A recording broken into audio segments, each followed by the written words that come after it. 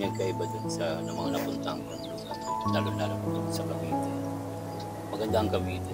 Tapos lang yung napuntahan ko, napakaingay na lugar. Kasi doon ako napunta sa tram.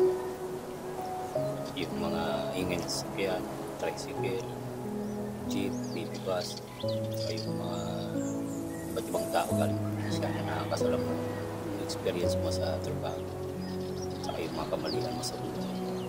Talaga naman sasagi mo para kang si Rizal, gumawa ng libro. Dahil sa probinsya, napakatahimik. Nandito ko ngayon sa naming bahay. Hindi ko yung tila ako, talagang nalibagi yung teka ko. Tahimik. May mga gusto mong planuhin sa buhay, may iisip mo. Hanggang isip na lang. Sana palang araw pala rin. Yung stress mo sa buhay. Kahit alam mo yung mga pagsubok ang biyang dadaan. Pag nandito ka sa lugar na ito, napakatahimik. Sarap. Hindi ko naman yun yung talaga naman yung napuntang experience mo sa buhay. Yung trabaho, gising ka na maaga, pasok ka na maaga, uwi ka rin ng papasok ka ng maaga, napaka maraming ingay sa sasakyan. Uuwi ka ng madilim. Tapos buhol-buhol na traffic, busog, ibang alalang ka.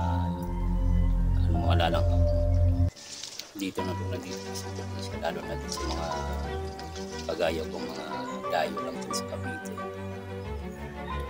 Lalo na din sa mga itong lugar. Talagang sarap. Alam mo yung walang ingay kagaya ng mga dikit-dikit yung bahay. Kung nagpatugtog ka, dikit-dikit na nga. May ingay na ngayon sa bahay mo. Kalakasan pa ng radyo, inuman. Dito, parang tahimik. Narinig na yung kulit-kulit, huwag ng ibon, kilaw. Itong ginagawa ko pag wala akong pasok sa trabaho. Iisip ko yung mga dati ko, kalukuhan na nagawa ko sa buhay.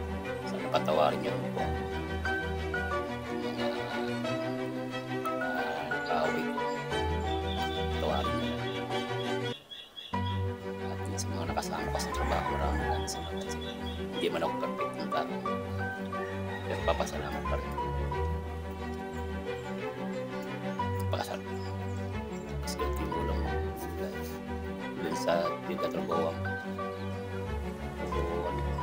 kasi sebo, tatakot na ba ng araw. Diba may porta ba? Pagkain mo, di ka na nakakain mo.